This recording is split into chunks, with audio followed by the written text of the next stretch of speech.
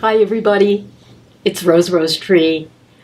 This is about me, in case you would like to be introduced to the founder of this field that has grown up called Rosetree Energy Spirituality for long, and RES for short. Just in case you're wondering where I come from, how I got into this interesting line of work, these are some of the details that I think would be appropriate to tell you. And as I was thinking about making this introductory video, it occurred to me to find something to hold up for you, because you may notice most of my videos have that. Because, I mean, really, who wants to just look at this when you could have something else to look at for a while? And so I decided to bring along this. This is a picture of a sculpture of a very aspirational angel, It is made by my friend, the extremely talented Jan Jamil. She gave it to me as a present one Christmas. And it's a symbol of striving. It's not that I'm setting myself up as some kind of angel, because it's pretty obvious I'm human, I be human. But that quality of questing after truth is something that has been a theme in this particular lifetime. So, as I grew up, I was very interested in pursuing what was true and what was divine. And let's just fast forward until I was in my last year of college, and I learned Transcendental meditation. I participated in the first TM course that was offered at my college, Brandeis University, where, by the way, the motto is truth even unto its innermost parts, which is still important to me. And so I wound up getting to start TM around the era of the Beatles. And in fact, my TM initiator, Terry Gustafson, was immortalized by a different name in the song Get Back, where it starts off, Jojo was a man who thought he was a loner. That was my initiator, Terry Gustafson. And I learned, and I became very involved in experiences of consciousness. And I wound up making my life for many, many years being one of Maharishi Mahesh Yogi's initiators. I spent over a year of my life in his presence at courses, and the rest of the time I was teaching. So I would teach like for half a year, and then I would study with him for 6 weeks, and then I would go off and teach some more. There was a big cohort of us in the 1970s and 80s who were doing that. And some of you who are watching this either participated or you studied with people, whether they were yoga teachers, or they were homeopaths, or they were healers. But so many of us born in the baby boomer cohort, we just came in here with a desire to bring heaven into earth. And so I'm part of that cohort, and I've just always done the best I could with what I've known. So I did learn a lot from TM, but by around the time some people call the harmonic convergence, 1986, I had really gone as far as I could go with that. And I started studying other things. So part of what I studied was Reiki, and I studied healing touch, 2 wonderful systems for energy medicine. And I found them helpful for myself.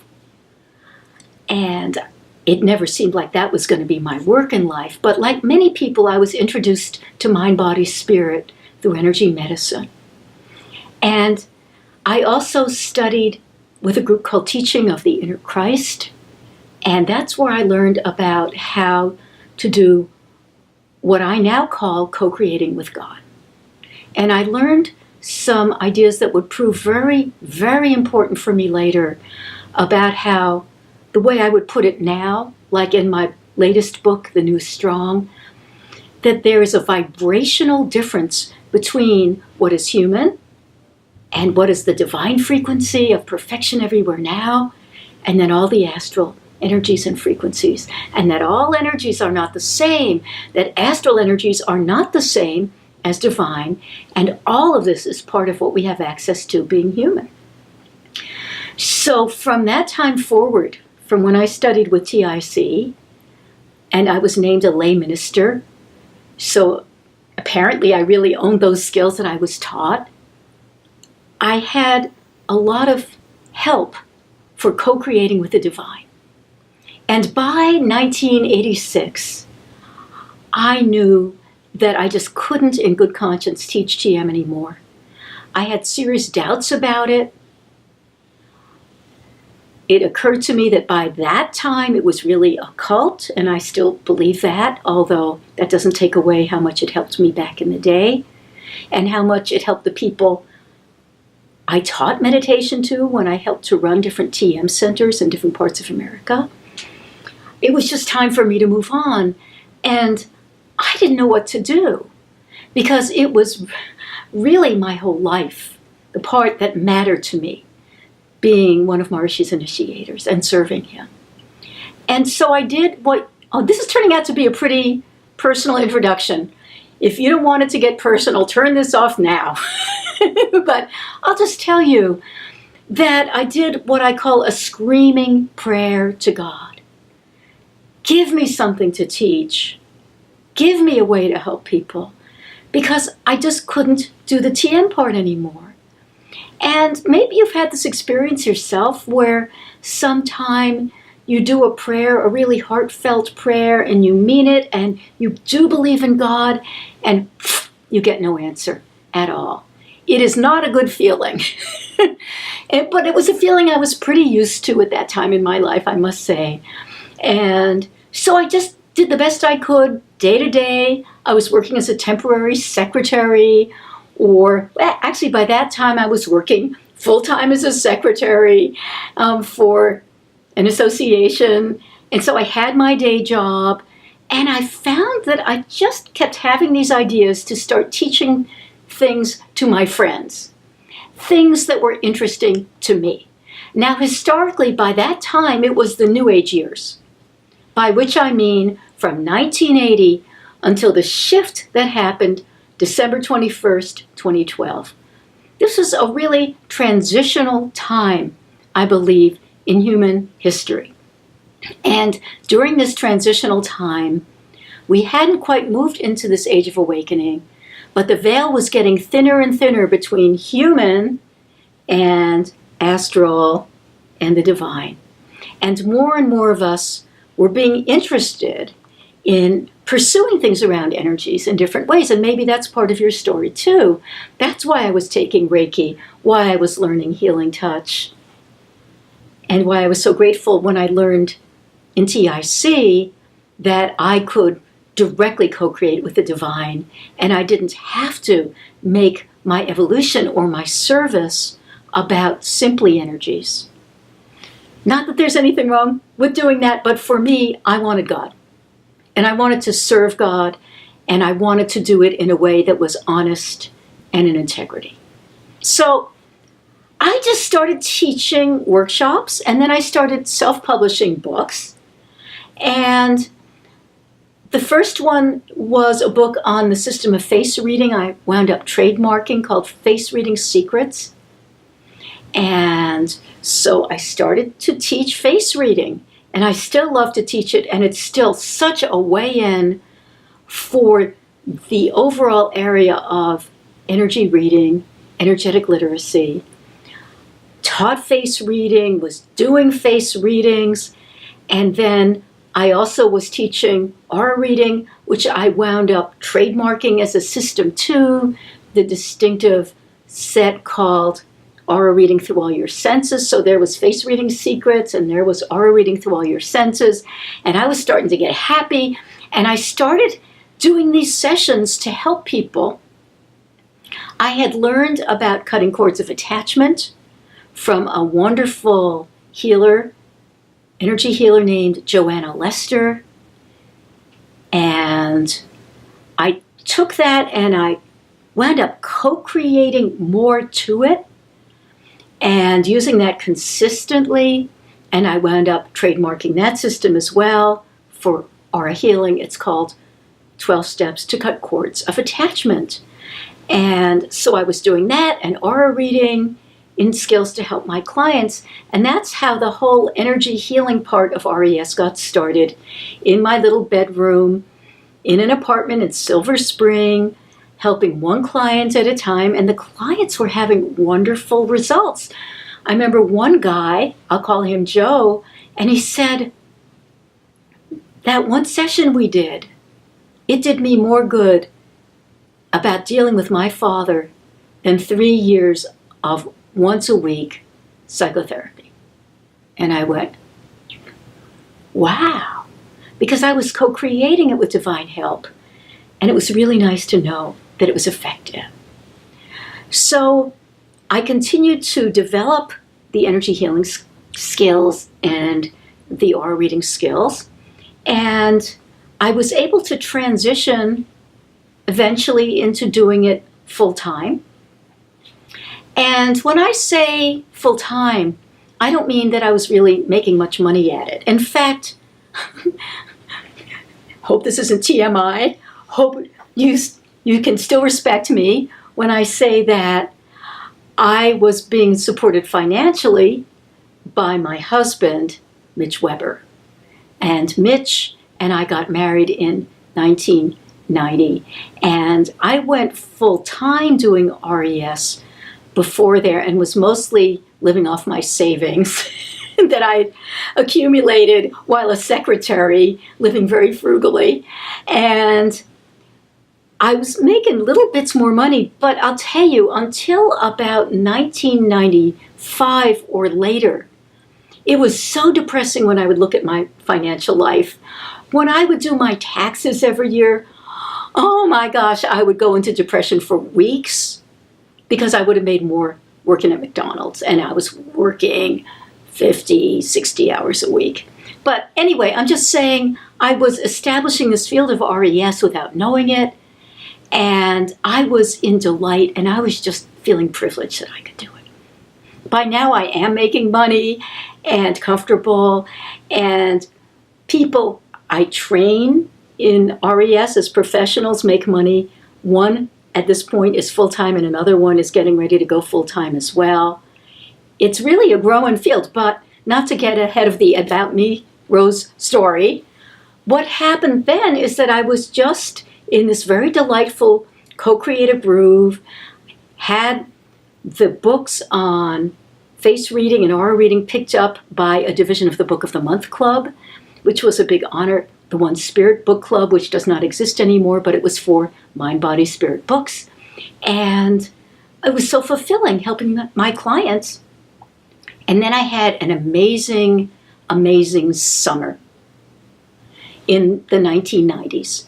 I had this 3-month period when I just was doing my morning writing, which I tend to do because I love writing so much. And all this information was written down that I was co-creating with God about empath skills. And during these 3 months of bliss, it was just pouring out of me during my writing time. Nobody had ever published a book for empaths. I barely knew what the word empath meant, except from watching Star Trek: The Next Generation, which I loved. And so I just downloaded the essence of my first book for empaths. And then I spent 3.5 years editing it so that it was something a human being could understand, including me. And that was published as the first book for empaths in English. And I knew so little about this field of empath coaching that I actually called it Empowered by Empathy. And the word empath wasn't even in the title, huh? And oh boy, eventually I wound up refining this method and trademarking it as empath empowerment.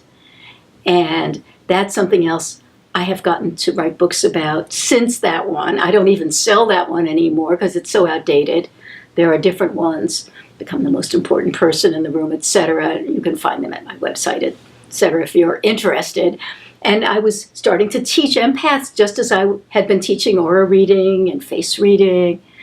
And it made a huge qualitative difference in my life, because every way that an empath can suffer pretty much was what was going on with me. And when you're a skilled empath, you just don't have that suffering anymore, and you begin to find out who you actually are and live on that basis. So there I was, and eventually, kicking and screaming, I wound up even starting a website, and then eventually I started blogging, and that became really fun. And I love the comments that people write at my blog and the guest posts, and I love having an opportunity to bring out some of the new knowledge. So this whole thing just began to grow until finally it got to a point where it was really a system, these trademarked systems and distinctive books. I had a series of literary agents, and foreign rights to many of these books were sold. Just recently sold another set of foreign rights, the first sale for The New Strong, which is the book that I published a couple months ago. And so there was all of this, and it just kind of flowed effortlessly in all the ways it counted. And in terms of the enlightenment coaching piece of my work, I had been fascinated by enlightenment way back in high school when I started learning about it, and I would read mystical writings and just wish that I could at least move in that direction. And nothing else mattered to me at all in any way as much as that. But, that was compatible with doing all the various fun things I was doing and having my life. Well, what wound up happening is that at my blog, I began an Enlightenment life list where I would read auras of people from photos, typical stage 3 energetic literacy skill, plus knowing things about enlightenment. And people started going on that list. And in 2012, one of my clients and students, now named Julie Blake Edison, she was the first one in the RES community to make it onto the Enlightenment life list. And more people followed. And after a while, I followed. I actually moved into householder enlightenment, and I continued to help people over time in ways that sometimes resulted in, for so many unfathomable reasons, that person would move into enlightenment. And so that's when I began to get the idea that I could call myself an enlightenment coach too. And so that is a piece of the work that I do. And so all these specialties just developed. I've worked a lot of hours. It doesn't make me tired. It makes me joyful. And it is my honor to offer you these different things that I do. In case any of them are of interest, they don't all have to be of interest. Please start with what is interesting to you, if anything, and then take advantage of the books, or the in-person workshops, or the online workshops to really get yourself skills and move forward. So that's why I stopped to tell you about me, in case it would help you know who I am and where I come from. And thank you for listening to the whole story. Maybe someday I'll get to hear yours. Bye for now.